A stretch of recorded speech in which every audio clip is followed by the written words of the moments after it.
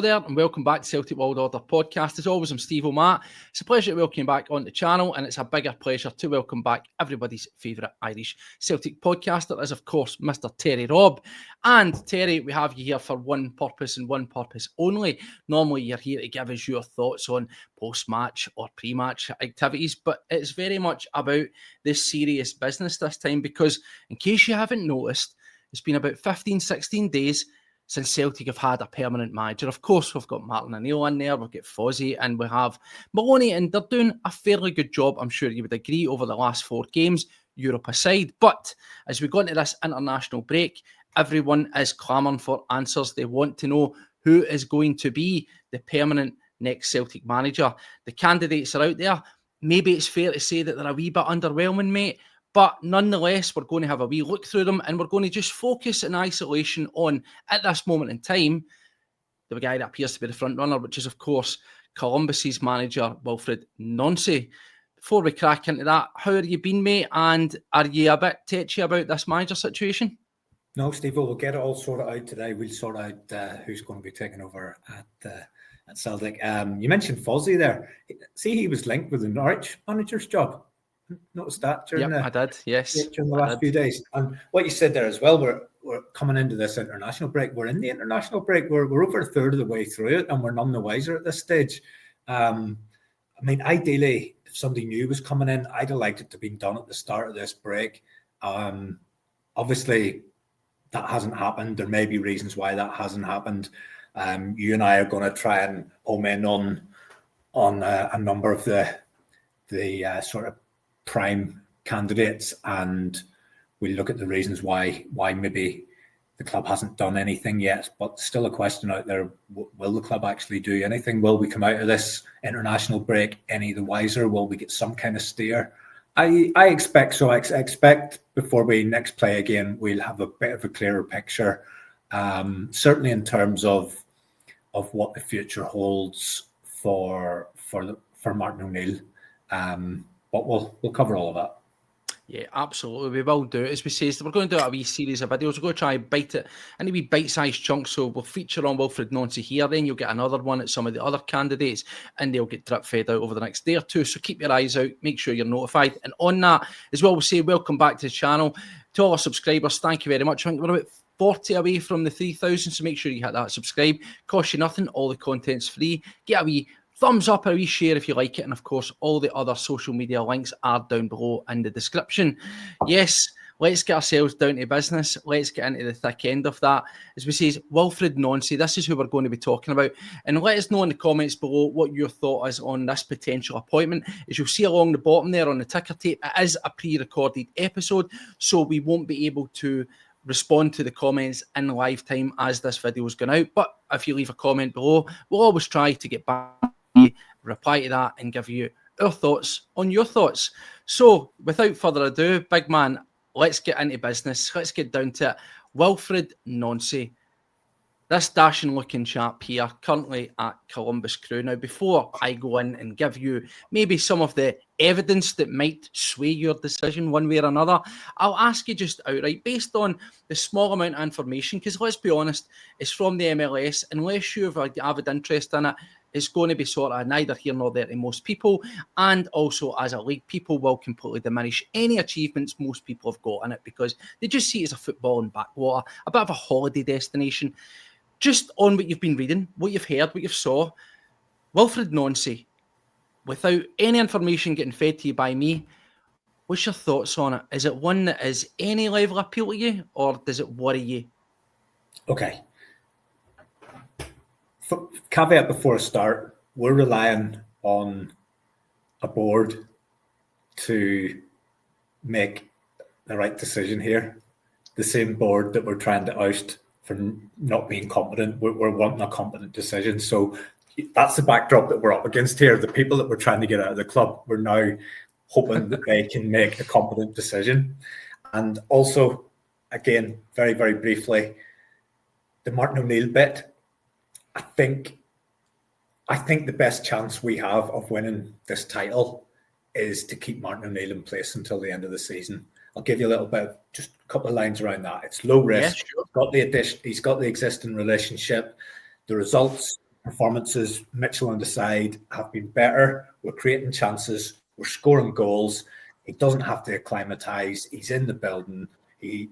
All of that's there. And I get the feeling if that status quo remained to the end of the season, that would give us the best chance of winning the league. Mm-hmm. Whether I think that's the best thing for Celtic longer term, no, I don't. I think that would be a sticky plaster. That would be kicking the can down the road. I think we need to bring in someone new for Celtic to be able to move into the future. But I think Martin O'Neill and Sean Maloney give us the best chance of winning the Scottish League Championship. I asked this question just before, obviously, we kick off. You've brought something up that's quite valid there, because a lot of folk will be saying, well, you're talking about Wilfred Nancy.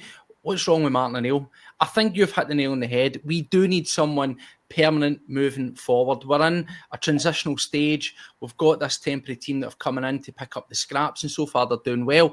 The big question I would say, though, is we've all heard the way that Martin O'Neill's been speaking, mate.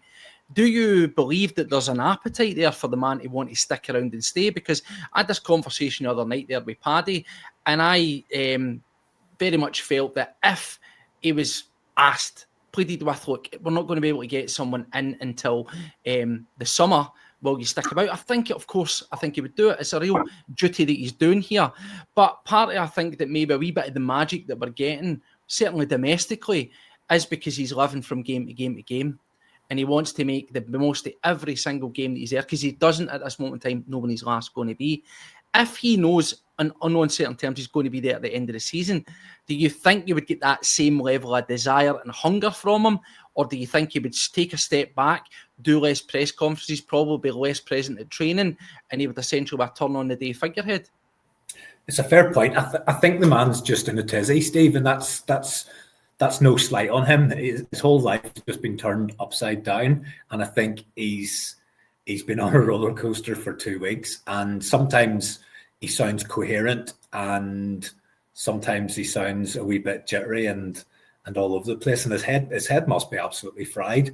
I think he'd be happy enough to walk away and feel that he's come in and done what was expected of him. I also think if he was asked to see it out to the end of the season, I think he would do that. I don't think he would consciously give any less. I just think if we go through another window in January, which is going to be, it's a really, really important window, and if we do that with someone other than whoever's going to be the long-term manager, it's really over. It's papering over cracks. But we'll move on to the two main candidates. We'll move on to the first one, this particular one about WILFRIED Nancy. The first is his particular style. With his particular style, he's going to need players that fit that style. And are they players that the club would go and get in January to try and get the league over the line with Martin O'Neill? Don't know. But you asked me about first thoughts on WILFRIED Nancy without any research or anything. When these things come up, I think everybody else, I take a little bit of a look at what the bookies are saying, and this name appeared, and I just overlooked it. I just thought, I don't know who that is, no interest in it. But as the names moved and guys came to the forefront and other ones disappeared, this guy kind of just he remained there, and the name was there, and I thought, I'm going to have to just look and see who this geezer is, because no knowledge of him whatsoever. You take a wee look and you go, quite new, highly regarded in the teams and the countries that he's managed in. But my real feel with him is massive risk. And the words that you see used to describe him, interesting, intriguing, high potential, high upside, they're all great. But we need somebody to come in and win matches from day one. And I've been doing a little bit of research on him just over the last couple of days, because I think it's become clear this guy is currently one of the two, should we say, preferred candidates. And I don't think it's by chance that that's the narrative that's out there. I think what Celtic do, and they probably think they're clever, is they release stuff to the press to try and get a feel of how that's going down. Yeah, so put a feel out. I had an opportunity to have a look at this guy and hear what other people are saying about him. I was listening to an MLS expert, and he said that WILFRIED Nancy is brand first and results second. That ain't going to work for us, because in case somebody hasn't noticed, we're in the middle of a very, very tight title race. And whilst Martin and Sean have reduced the gap between us and Hearts, we can't afford to have a period like when Postecoglou came in and you don't get a win in your first three. If say Nancy comes in and he doesn't get a win in his first three, title's gone. Title's gone. Mate, you've made a great point there, because at this moment in time is damage limitation. Now, of course, we've seen Hearts recently drop some points, and there's no guarantee that might not continue. It could well continue. They could kick on, they could get better. But the point is, we find ourselves behind at this point, so you don't get that breathing space. If we are closer to them, you want to be closing it and overtaking. But if we are, further behind, for talking's sake, hopefully not, you can't afford that to, extend on your tenure, on your watch. You need to hit the ground running is the point. I agree with you. The terms we keep hearing: exciting, prospect, win for the future, forward thinking, all these kind of things. So look, let's look a wee look at it, right? I think I've looked at the pros and the cons. When we look at the pros, it's undoubtedly style of play. That formation, very attack-minded, heavy in possession, but purposeful in possession. There's a lot of good content out there. There's a lot of people that have analysed his style a bit more in depth and a bit more from a tactical standpoint than we will do here today. But on paper, and that is it, it's always on paper or on screen or whatever, it looks and sounds good. I think we really need to take a look at the finer details and then ask ourselves, would this work? So I've got some details here. I will run them through you, and we'll just see if it maybe takes your viewpoint elsewhere. So let's just take a wee look at, first of all, the bookies' odds. At this time, he is the favourite. Now, that could be for a sliding scale. Odds are anywhere from as short as 1 to 2 to as long as 1 to 7, right? They go all the way out, anywhere in between. Top of it is, if you put on a lot of money on Wilfred Nancy, you're not getting much back, right? That's where the bookies are at with it. That usually would suggest that means that he is likely to stick on. But as we know, there's no such thing as a sure thing. And the bookies also aren't daft. You could walk into a bookies and fire £1,000 down on this guy, and it would plummet his price because it's a big movement. Similarly, small bets accumulate and add up, and it affects the odds. You look at Stevo, I've a score on him at 10 to 1. Well, there you go. So you get in there early. No, I was just joining the dots. It was just take all the information you've got and put it on a page, and which one of these people does that narrative suit? And I'm using the December sort of timeline and all that. The season's up, of course. That's what I went with. Just for again, when you look at it, mate, I saw a bookies list that Steven Gerrard, they all folk at 5 to 1. So I mean, come on, I had to work out how that happened, because that was annoying me.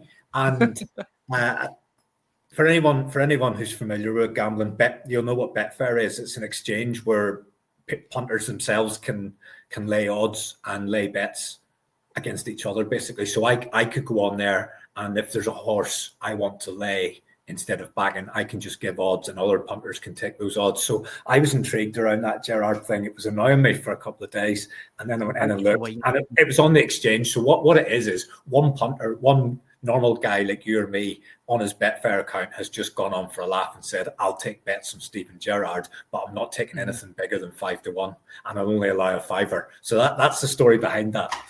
Okay, I'm with you. So anyway, let's jump into him. As we say, the style, the mentality, the philosophy, as they like to say in modern football, it all seems to be there.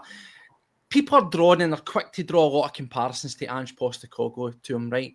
Because of the high intensity, a lot of goal scoring threat, but equally they concede a lot, and we'll get into that. So let's go back to where he currently is at this moment in time. Columbus Crew, he's been appointed there since December 2022. Now, what has he done there? We know that he's won a couple of things, and you can take these as you find it. I'll give you the achievements, and you can turn your nose up at it or say, okay, interesting, didn't know that. In his first season, he was a third place finish. Now, if you're familiar with MLS, it's split into the two conferences. You get the Western, you get the Eastern conferences. It's different. And there's like a big tournament type thing at the end of it. It's all very Americanized. That's what I'll say. As with most American sports, it's not just straightforward, right? So in that season, they finished top scorers of both conferences. Now, what's important and known here is that Columbus, compared to his previous team that we'll touch on, Montreal, are a bit more of a progressive side. They still spend a decent amount of money. And just for reference points, since he's been the manager of Columbus, their total transfer incomings have been about £30 million British. And the outgoings from sales has been about 20, right? So still not spending a lot of money. And it's quite unique the way that transfers work as well, bear in mind, again, because it's very Americanized in MLS, where you have trades and you have committees that make these decisions, and you also get the college system where you can get college soccer players, as they call it there, feeding into your team to try and make it better. There's also various things in place that sort of, try to make it even across the board, but there is still big teams and small teams. Columbus are somewhere in the middle where they're not spending fortunes, but they're on the way up. And they're trying to do it through a modernised system where they're very heavily, like we've seen with Jamestown Analytics at Hearts, etc., heavily dependent on analytics to try and identify players. But the input of a manager can be limited. They can say they maybe want a particular player, but generally speaking, they'll be asked about the system, the type of play, the way that they want to operate, and they'll be given or presented guys based on those metrics. So it is a wee bit hands-offish from a manager's perspective. They are essentially, as they would call it, a coach. There's your team, make it happen. Similar to baseball, you could have a player in the morning and he's been traded the night before and the night after. Just the way it works. So very complex. But in that, they scored 67 goals and conceded 46 in the first season. And they had the largest goal difference. I know 4 would be great, wouldn't it? They also had won the MLS Cup. Again, take that as you find it, what you think of the MLS. In his second season in the Eastern Conference, they were second behind Leo Messi's Inter Miami. The big spenders. Look at some of the guys in that team: Busquets, Messi, Suarez, etc., etc. Probably no surprise there. They finished in 66 points. Inter on 74 points. They played 34, won 19, drew 9, lost 6, scoring 72 goals and conceding 40. Now, again, for a second season, high scoring, with only Inter Miami scoring more goals or achieving more points in both conferences. So for kind of like the little train that could team, pretty decent output there, you would probably say. They then win the MLS Leagues Cup, which is a new format. It's kind of more new tournament. They have won that in 2024. He's also been Coach of the Year for 2024. And they were runners-up in the CONCACAF Champions League, which is a mixture of MLS teams. There's some Mexican teams, Honduran teams, different teams, sort of South American region. And they all play. So there we go. Runners-up. That's what he's done to date at his current side, mate. With that in mind, and the way that he's working against the backdrop of this sort of committee and things that you get in American sports, do you think that can translate to a Celtic?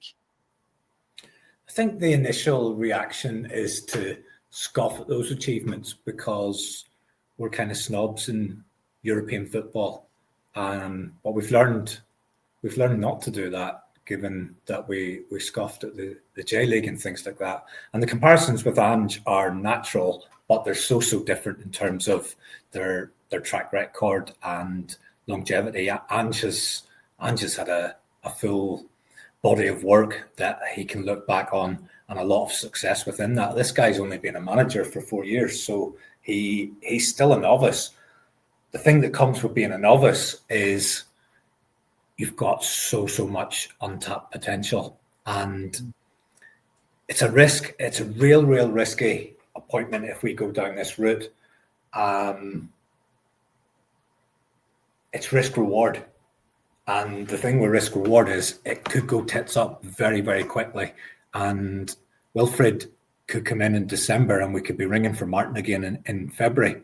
Or the other side of it, he could come in, manages, hit the ground running, manages to a treble, gets qualified for the Champions League next year, and then he's a hero, and then he's being eyed up by big clubs all over Britain and Europe. Yeah, without sounding derogatory towards the guy, and again, he's achieved more than probably the guy I'm about to mention. Does it sound a wee bit Russell Martinish to you in terms of he's progressive, stat-based, it's all about character, it's all about attack, it's all about this. We've seen none of that at Rangers, and you could argue you didn't see too much at his previous teams, right? Albeit he managed to get them promoted into the Premier League. Does it have that sort of risk element to you? It definitely has that risk element, but it feels just what little bits I've been able to do over the last couple of days in terms of researching him. It does feel like he definitely will have a higher ceiling than Russell Martin. And funny, I felt the one that was most close to Russell Martin was Kieran McKenna. His profile to me was closer to Russell Martin's, albeit he had worked at bigger clubs, but not in a managerial position. So no, it's a really difficult one, Stevo, because I'm done with the negativity of this season, and I just want some kind of positivity, and I really want to get whoever this manager is going to be. I'm going to get 1,000,000% behind him, and I just want whoever it comes in to come in and do well. And the thing you've got to consider as well is the first time he sits down in front of the media, he's going to be asked about transfers. He's going to be asked about the unrest at the club. He's going to be asked about all of that stuff. And how's this? And the thing I've been talking about as well when I've been on the Boys in the Bus, if this guy comes in, he's going to need to adapt to a new country, a new culture, they talk about intensity in terms of the game that he plays. There's an intensity in terms of Scottish football, in terms of Glasgow, that he is going to be completely alien to anything that he's experienced before in terms of the scrutiny that you're under. You've given his record there, the goals for, the goals against. There's not an awful lot between them. I don't think his win record to draws and losses is overly lopsided either. And he's going to be going into a place where if a draw is a disaster. Mm-hmm. Well, on that, just to clarify, currently at Montreal, 79 games, 38 wins, 16 draws, 25 losses. Now, when I appeared with Paddy on Axom and had this discussion, that was my one concern, was the amount of draws and losses in what most would perceive to be quite an average league. Now, of course, when you look at it, as I say, last season second, first season third. So I don't know. Maybe that tells you a wee bit more about the quality of the league, that if you can finish second and third with that sort of ratio of wins and losses. So I would probably bear that in mind there. I mean, Steve, the league's probably stronger than the one we're in. Mm-hmm. Well, probably a wee bit more. We always say like the English Championship, where the term is all the teams can beat each other. So teams will still naturally pick up quite a lot more losses and draws. There will be outliers that will go on a hot streak and they'll just near enough never draw or lose. But generally speaking, it is quite spread. So you make a good point there. Before he done that, I think we really should wind back to his first proper job, which was at Montreal, because it maybe paints a picture of the kind of guy he is. As we said, we spoke about his time at Columbus, a more progressive club, spending a wee bit more money, but still very much a mid-table type MLS budget. By comparison, they're punching above their weight. Montreal took over from that beautiful looking chap, another beautiful looking Frenchman, Thierry Henry, if you remember, he was out there. And he took over from Henry, and in that sort of first period, he wins what's called the Canadian Championship. Now, if you don't know what that is, it's also known as the Voyageurs Cup, right? Now, not to diminish it, but focusing what he's won this, I'll put more weight behind what he's done on the MLS side than I do this, because it's essentially a mini-series tournament amongst the Canadian sides, of which there isn't very many, and they're pretty garbage. So in the early rounds, you're playing against part-timers, plumbers and joiners and all that kind of stuff, and then you play the slightly more professional teams. So you win a handful of games, right? You win, I think, maybe about 4 or 5 games tops. But anyway, he done that, won that mini-series with Montreal. Montreal were very much a bottom-of-the-barrel type of team, very much not spending a lot of money. They went through various name changes, transitions. So they are the epitome of being bottom feeders. No disrespect to them, but think of them as being maybe closer to a St Johnstone or a Dundee or something like that in the Scottish League, just for comparison. But he comes in there, he wins this, tournament, cup, and that instantly gets them through to, again, the CONCACAF Champions League, which I've mentioned, mixture of American teams, Mexican, and talk about punching above your weight. They get to the quarterfinals, so pretty good on a team that has extremely low budget, nothing to really write home about. I believe he was actually managing big, bold Wanyama during that point as well. I think he was at Montreal. Might be wrong. I'm sure you might be able to correct me if I'm wrong there. But in his time at Montreal, with a smaller budget again, with a team that nobody expected anything out of, he plays 79 games, wins 38, draws 16, 25 losses, and gets to the quarterfinals of the CONCACAF. So again, looking at it, pretty decent for what he's been served up.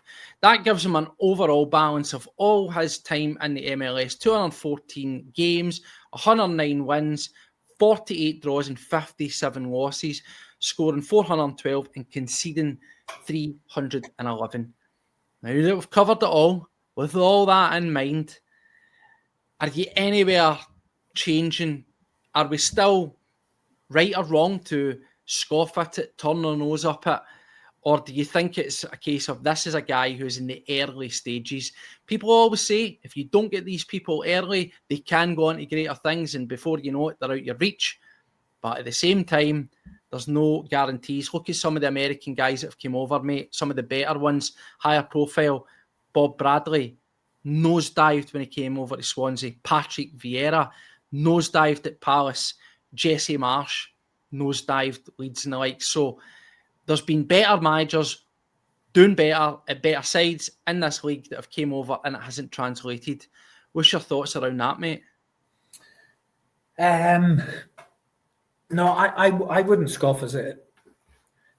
I wouldn't scoff at his achievements. I think the natural reaction is to do that. But like I say, the environment that he's in is probably more competitive than the environment that Celtic are in. And I think you've hit the nail on the head there. When we're looking to get a really, really top manager, we have to get him before he becomes a top manager. It's the same with the players. It's the exact same. We're going out and we're trying to get potential. We're trying to get the next big thing before he becomes the next big thing.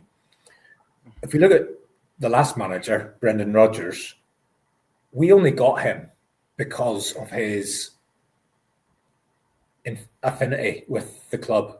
Mm-hmm. That's the only reason we were able to get him. If you look at previous appointments before that, Ange was a complete stab in the dark reaction after Eddie Howe turned us down after leading us up the garden path for 3 months. Neil Lennon, an in-house job. Ronnie Dyla, cheap option, downsizing. What are the alternatives going to be at this point?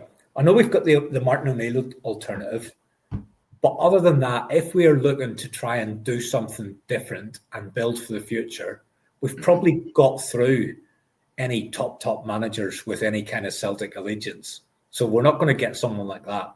We're not going to go backwards to some of the old names that are on every single list for...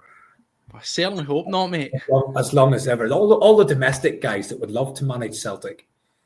Even look at McKenna down south. Highly regarded. But would that be an appointment that really, really gets you excited? I've listened to him in press conferences. He's dull as dishwater. Can you imagine if him and Sean Maloney were in the same press conference? It wouldn't be Martin O'Neill sleeping. It would be all the journalists lying sleeping. There's something about this guy, right? Well, to jump in on that, there's one thing I've listened to him. He's definitely fiery. He's definitely passionate. He's engaging. I've heard there's a couple of interviews where he's quite vocal. You know, again, as a modern quote-unquote manager, he talks a good game and he'll talk around about philosophy. Can he walk the walk? Can he walk the walk? But when it comes to the fire and the grit and the anger, if you want to call it that at times, the passion, he's not scared to pull his punches. And that's actually been found when he was at Montreal, because he had a bit of a rammy with his then chairman and in no uncertain terms told him where he was at and actually handed in a resignation. He wanted to leave, but it wasn't until after he spoke to his players and had a chat round with them that he was convinced to stay on and patched it up. So he's definitely not scared, a la Ange Postecoglou, to sort of shoot for the hip. He sounds like a man of principle. He sounds like a good, honest guy trying to make the best of his way in his profession. And my only concern with him is again, on the limited, I'm happy to take the gamble. I'm happy to take the punt on this guy.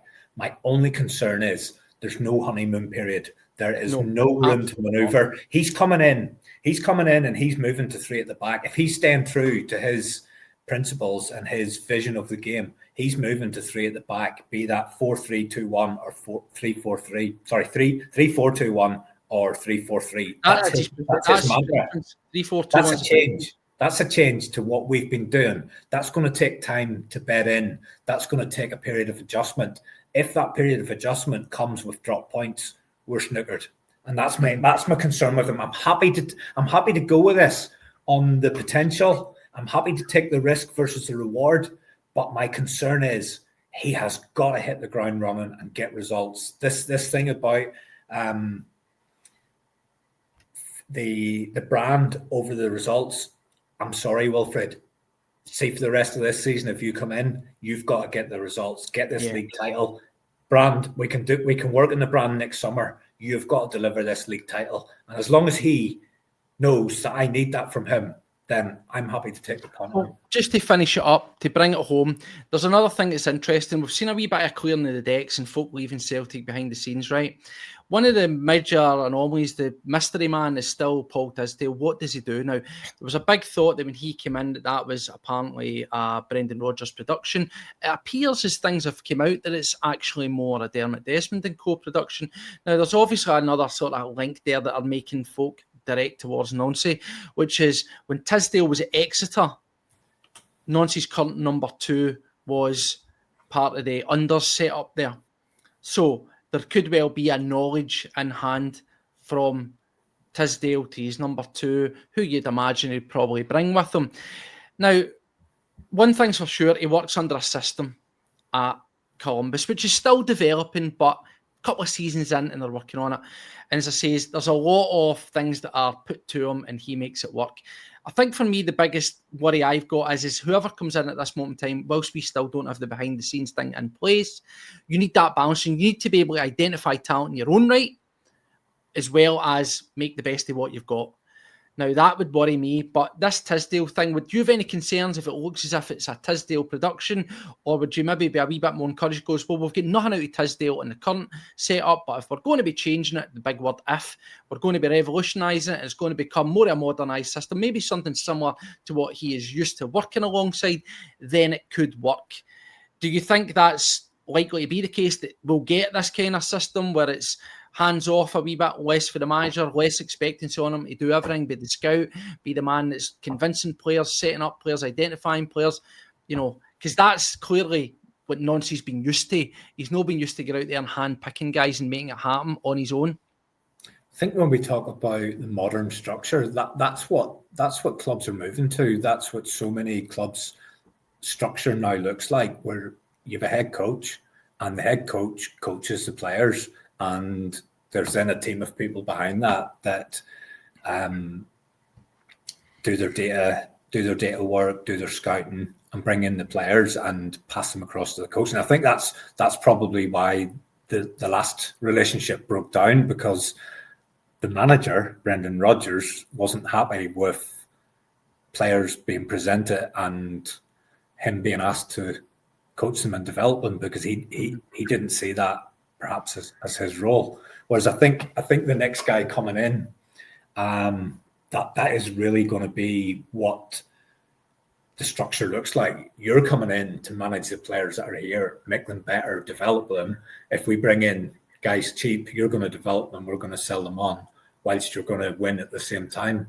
And I think that's where we're moving to. Now, Tisdale is a concern because I've no evidence to say that he's good at his job or otherwise. Problem there is, still a mystery, mate.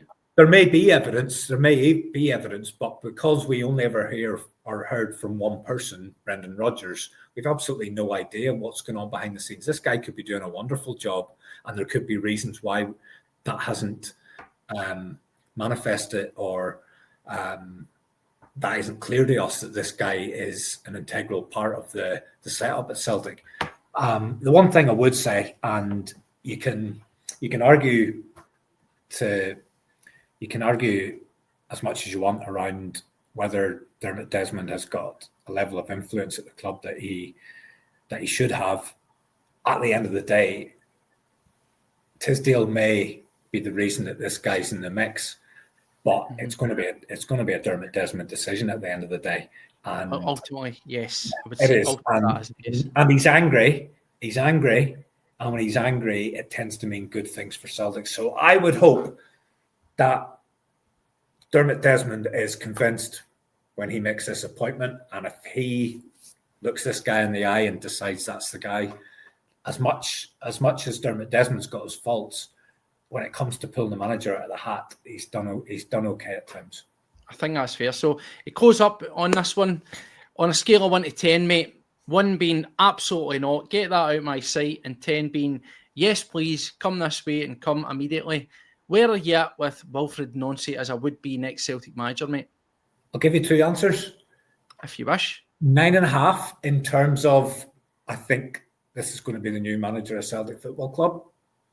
In terms of my comfort levels with it, I would say 7.5. And to me, that would be good. That would be good from my point of view. It's just that risk. I just want this title so much, Steve. I want us to move to in the 5 in a row we're going for. I want us to move to that. I want us to continue our dominance. I want us to qualify for next year's Champions League. I just think somebody coming in like Wilfried Nancy, put it like this, whoever comes in, I think it's going to be an overseas manager. I think they're going to need to come in, adapt to the culture, settle in to a really, really different environment, a level of scrutiny that they've never had to experience before, maybe bringing in a new system. I just don't want that to affect what we've got in place right now, which one result aside is kind of normality where we're dispatching the teams that we need to dispatch. Put it like this, if Martin O'Neill stayed to the end of the season, I think we beat all the teams that we're meant to beat and we hold our own in the more difficult games and we win the league. If Wilfred Nancy comes in, I think it's a more forward-thinking appointment. It may reap rewards 1 year, 2 years, 3 years down the line. I just think it raises a bit of a flag over this season because we are in a precarious position where we cannot afford a bad start for the new manager. So that's why I'm 7.5. I'm 9.5 though. I think you're looking at the new Celtic manager. Definitely. Well, thank you very much for taking the time to join us. As I says, we'll be back for another one where we'll be looking at another one of the candidates. So keep your eyes out for that. Let us know in your thoughts below what you think of the would-be appointment of Wilfred Nancy. Are you all for it? Are you against it? Let us know your thoughts. Let us know your comments below and we'll get back to him as we always do. So once again, Terry, thanks for joining us. Till the next time, make sure you've hit subscribe and hail, hail.